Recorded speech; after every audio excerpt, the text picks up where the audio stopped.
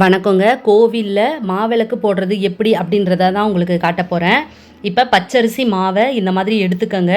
இதில் நீங்கள் ஏலக்காய் தூள் பண்ணி எடுத்துக்கங்க. ஏன்னா வாசனை பொருள் சேர்க்கணும்.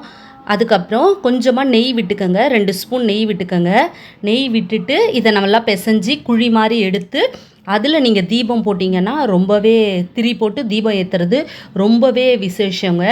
இது எதுக்காக பண்ணுறோன்னா, இப்போ குடும்பத்தில் ஏதாவது ஒரு திருமணம், கிரகப்பிரவேசம், சீமந்தம் அப்படின்னு எந்த மங்கள நிகழ்வு நடந்தாலுமே நம்ம இந்த மாதிரி குலதெய்வத்துக்கு பொங்கல் வச்சுட்டு மாவிளக்கு போட்டு பிரார்த்தனை செஞ்சோன்னா அந்த நிகழ்ச்சிகள் தடங்கள் இல்லாமல் நடக்கும் அப்படின்னு சொல்கிறாங்க. அதனால் ஒவ்வொரு குடும்பத்துலேயும் வருஷத்துக்கு ஒரு முறை குலதெய்வ சன்னதிக்கு போய் அங்கே போய் இந்த மாதிரி மாவிளக்கு போட்டிங்கன்னா நம்ம குடும்பத்தில் மென்மேலும் பல நன்மைகள் நடக்கும்னு சொல்கிறாங்க. அதனால் நம்மளும் இந்த மாதிரி மாவிளக்கு போடுவோம்.